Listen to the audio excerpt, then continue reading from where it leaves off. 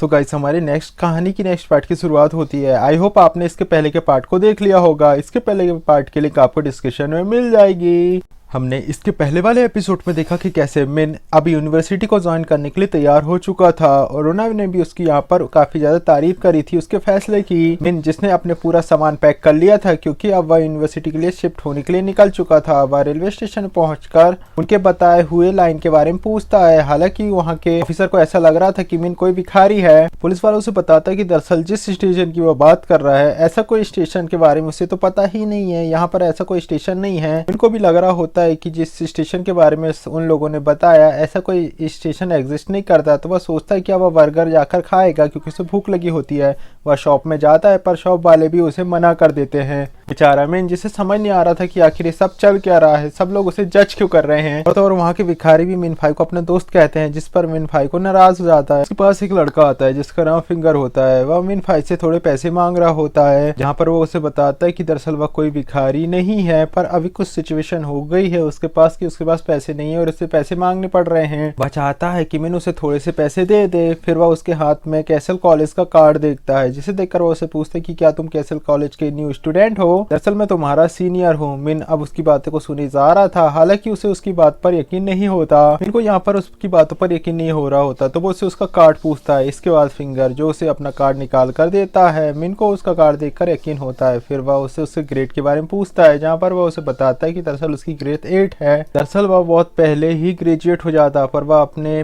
Paper में 4 बार fail हो चुका है, इसलिए वह यहाँ पर अटका हुआ है। फिर वो उससे नेक्स्ट लाइन के बारे में पूछता है। फिंगर उसे बताता है कि ये हमारा स्टेशन है। वह उसे वहाँ पर ले जाता है और बताता है कि हम जहाँ पर जा रहे हैं वहाँ पर नॉर्मल ट्रेन से आया नहीं जा सकता, यहाँ पर ट्रेन से लेकर लोग आएंगे। तो हाई रैंक के लोग होते हैं उनके लिए तो लोग लेने आते हैं, क्योंकि तुम लो रैंक के हो इसलिए तुम्हें खुद ही जाना होगा। फिर वे लोग सो जाते हैं। फिर तभी वहाँ पर घंटी की आवाज आती है और फिन फाई खुद को इमेजिनेशन करता है वह एक नए वर्ल्ड में था। थोड़ी देर बाद उसकी आंख खुलती है और पता चलता है कि दरअसल ये भी एक सपना था। जैसे उसकी आंख खुलती है वह देखता है कि फिंगर वहाँ पर नहीं है, यानी कि वह वहाँ से जा चुका है। तभी उसकी आंख खुलती है और अपने आसपास देखता है तो उसके पास एक लड़का बैठा हुआ था जो उससे बातें करता है और कहता है कि क्या अब तुम तैयार हो? ये जो लड़का था वह काफी अजीबोगरीब बातें कर रहा था, कैसे कि बहुत बड़ा तूफान आने वाला है, बहुत बड़ा प्रलय जिसमें कि माउंटेन भी पिघल जाएंगे, समुद्र भी सूख जाएंगे, पृथ्वी पलट जाएगी। जैसे ही उसकी आंखों पर देखता है फिर से कि वह जागता है, यानी कि ये भी एक सपना था। वो जो लड़का था वह भी उसके सपने का पार्ट था। तभी मिन फिंगर को देखता है क्योंकि ट्रेन की तरफ भाग रहा होता है। अनाउंसमेंट होती है कि नेक्स्ट लाइन के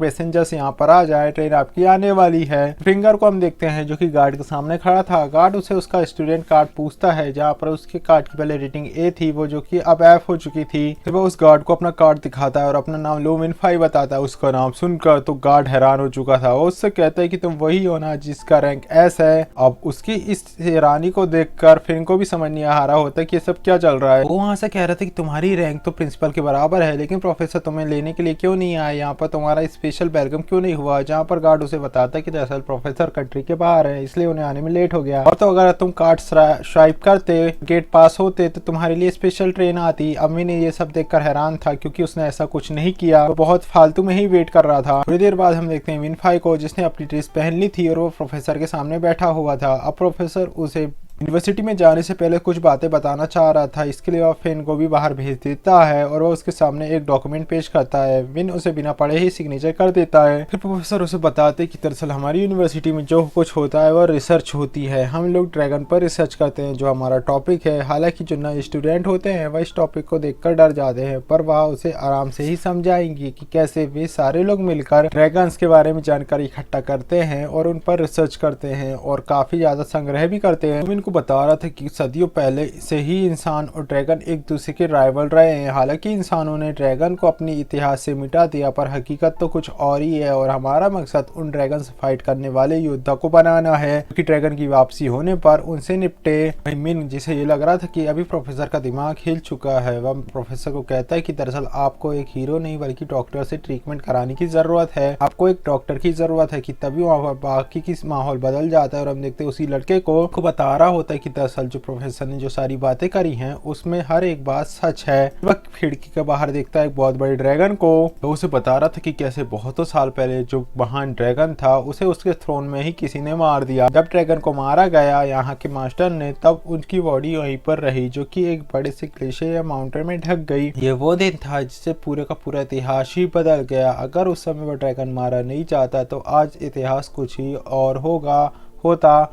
वह उसे कई सारी बातें बताता है और इसके बाद जैसे ही उसकी आंख खुलती है हम देखते हैं कि फिन अभी भी सपना ही देख रहा होता है। प्रोफेसर उसके पास जाते हैं। प्रोफेसर उसे बताते कि दरअसल मैंने तुमसे पहले कई सारे स्टूडेंट को ड्रैगन्स के बारे में बताया। हालांकि वो ये सारी बातें जानकर वे लोग डर जाते थे, पर तुम इससे पहले स्टूडेंट हो कि जो बात सुनकर ये बेहोश हो गए। मिन, क्या सच में तुम्हें ड्रैगन से इतना ज्यादा डर लगता है? मिन उसे बताता है कि दरअसल उसे ड्रैगन से डर नहीं लगता, बस उसे डर लग रहा है कि वह आप जैसे प्रोफेसर के साथ कैसे रह सकता है। हालांकि प्रोफेसर उसे बताते कि वह उसकी बात पर यकीन करे। यहाँ पर एक आदमी आता है, वह इनको बताता है कि दरअसल एस क्लास का स्टूडेंट बहुत सालों बाद 40 साल बाद आया है। उससे उसके पहले के स्टूडेंट के बारे में पूछता है तो वे लोग उसे बताते हैं कि दरअसल उस स्टूडेंट जो कि एस क्लास का था उसने सुसाइड कर लिया। हालांकि वह यहाँ पर बातों को शिफ्ट कर देते हैं और इनको ज्यादा कुछ नहीं बताते। फिर वह उसे कई सारी चीजें दिखाते हैं जो कि प्रमाण थी उनके ऐतिहासिक होने की। फिर वह उसे गन चलाने के लिए देते हैं, जहाँ पर विनफाई गन काफी अच्छे से चलाता है क्योंकि उसने मिलिट्री ट्रेनिंग में सीखा था।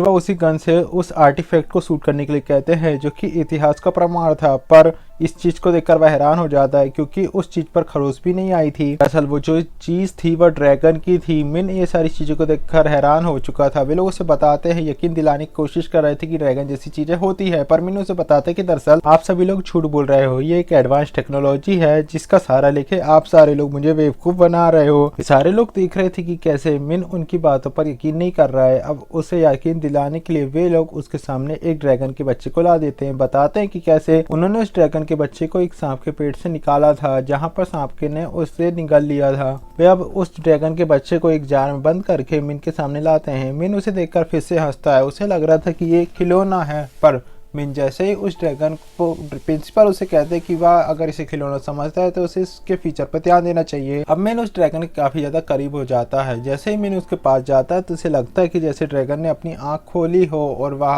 उसकी ये सारी हरकत को देखकर हैरान हो जाता है। उस ड्रैगन के और भी करीब जाता है और हम देख पाते हैं कि मिन के ऐसा करने पर ड्रैगन की आंख खुलती है। ड्रैगन बहुत तेजी से जाग जाता है और जार तोड़कर बाहर आने की कोशिश करता है, जिसे देखकर प्रोफेसर काफी ज्यादा हैरान हो जाते हैं क्योंकि वॉल्यूम 5 के करीब आने के कारण उनके सेल्स के कारण एक्टिवेट हो चुका था। प्रिंसिपल कहता है कि ये इतने आसानी होना पॉसिबल है ही नहीं, ऐसा होना अच्छी बातें नहीं है, ऐसा होना ही नहीं चाहिए था। पर वह ये सारी चीजें देख कर इनकी तारीफ करता है कि उसके कारण ये हुआ और वह होश में आ गया। हालांकि वो बाद में फिर से शांत सो जाता है। फिर मिन-फाई रोने लगता है। प्रोफेसर को कहता है कि अब उसे उनकी बातों पर यकीन हो गया है। मिन-फाई की सारी कंडीशन को देखकर अब प्रोफेसर उसे घुमाने के लिए ले जाते हैं, जहाँ पर मिन-फाई उससे पूछता है कि क्या कभी कॉलेज से बाहर जा सकता है। जहाँ पर प्रोफेसर उसे बताते हैं कि जैसे कि तुमने एग्रीमेंट में साइन किया है, अगर तुम यहाँ से बाहर जाओगे तो तुम्हारी सारी मेमोरी को इरेज कर दिया जाएगा और दोबारा से अगर कॉलेज में आओगे तो तुम्हें शुरू से शुरुआत करनी होगी। जिस दुनिया में तुम रहते हो असल दुनिया से कई ज्यादा अलग है। ये समझो कि जिस दुनिया में तुम रहते हो असल दुनिया का एक कण मात्र है और आओ तुम्हारा वेलकम है असल दुनिया में। लूफाई जो प्रोफेसर को देखे जा रहा था और देखते ही देखते इस प्रकार के साथ वह दूसरी आयाम में आ जाते हैं। लूफाई जो कॉलेज के पीछे चल रहा था, हम देखते हैं कि कैसा काफी ज्यादा बड़ा और खूबसूरत था। यहाँ पर काफी बड़ी बड़ी इमारतें थी। अब चलते चलते प्रोफेसर मिन-फाई को बताते हैं कैसे उसे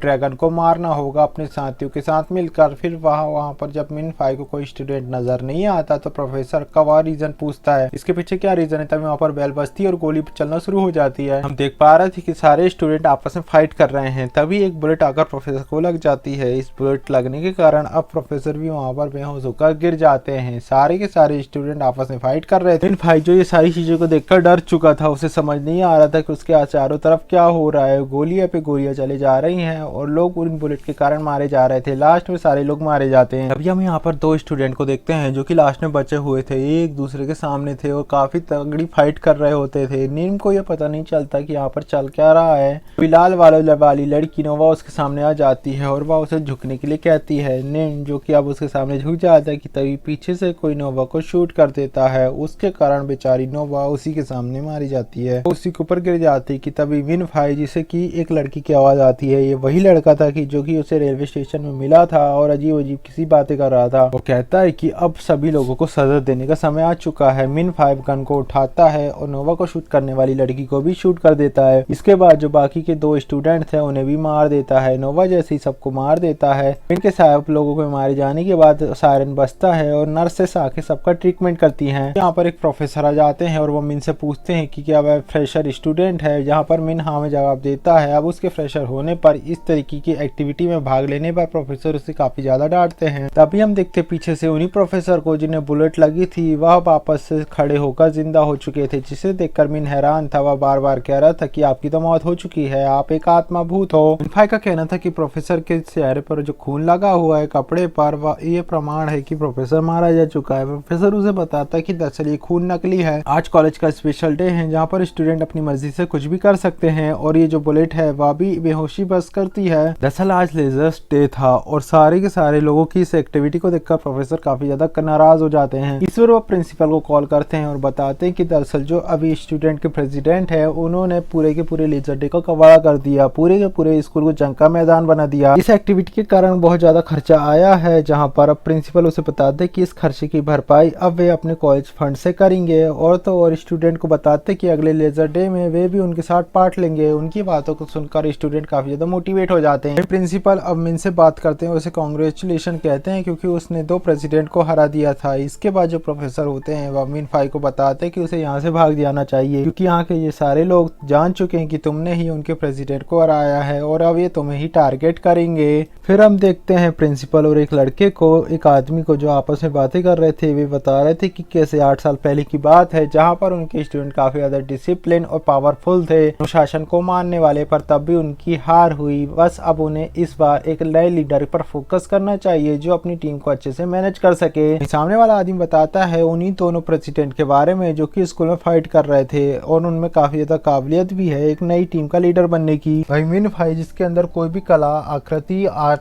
नहीं है, भले ही वह एस ग्रुप का क्यों ही ना हो। प्रिंसिपल उसे बताते हैं कि अभी मिन फाई को टाइम लगेगा अपनी ऊर्जाओं को बाहर निकालने में, अपनी प्रतिभाओं को प्रदर्शित करने के लिए। किसी भी तरीके की तलवार की धार उस पर ठोकर लगने के बाद ही आती है और उसका हमें वेट करना होगा। सही समय आने पर मिन की सही पावर हमें देखने को मिल जाएगी। भाई मिन जो कि अपने रूम में पहुंच चुका था और हम देखते हैं उसका क्लासमेट कोई और नहीं बल्कि फिन ही होता है। फिर फिंगर जानता था कि मिन ने पूरे कॉलेज को नहीं देखा है तो वह उसे अपने साथ कॉलेज घुमाने के लिए ले जाता है, जहाँ पर सारे स्टूडेंट को देखकर मिन उसे सवाल करता है कि उसे देखने पर समझ आ रहा है कि यहाँ के सारे स्टूडेंट कॉमन हैं और बेसिक से उन पे कोई ज्यादा अनोखी सी बातें नहीं है। उसे बताता है कि उसे लगता नहीं है कि सारे स्टूडेंट ड्रैगन से फाइट करने की ट्रेनिंग कर रहे हैं। जहाँ पर मिन उसे बताता है कि दरअसल जादू करना अभी बैन है, कोई भी जादू नहीं कर सकता, वे केवल एक स्पेशल जगह पर एक स्पेशल क्लास में ही जादू कर सकते हैं, जिससे कि वे लोग ऑटोनोमा होते हैं। मिन जब अपने ओडोमा का यूज करता है तो वह देख पा रहा था कि कैसे एक लड़की जो मेकअप कर रही थी अपनी पावर का यूज करके, वो उसे बताता है कि जो कोटोमा है वह ड्रैगन की देन है और इस यूनिवर्सिटी में लगभग 110 के आसपास कोटोमा मिल चुके हैं जिनकी सारी की अनोखी पावर्स है। हर एक कोटोमा एक ग्रुप का पार्ट होता है और उसकी पावर्स वो ग्रुप इजीली एक्सेस कर सकता है। जिसके कोटोमा नामा की नंबर कम होगी उतने ज्यादा पावरफुल होगा। तभी हम देखते हैं स्टूडेंट जो कि आउट ऑफ कंट्रोल होकर उसका कोटोमा वहाँ पर पानी फेराना शुरू कर देता है। अब इसके आगे क्या होगा ये हम नेक्स्ट पार्ट में ही समझ आएगा। हम नेक्स्ट पार्ट में देखते हैं इसके आगे की कहानी को। वीडियो अच्छा लगे प्लीज वीडियो को लाइक कर चैनल को सब्सक्राइब करें। मिलते हैं इस कहानी के नेक्स्ट पार्ट के साथ, तब तक के लिए बाय।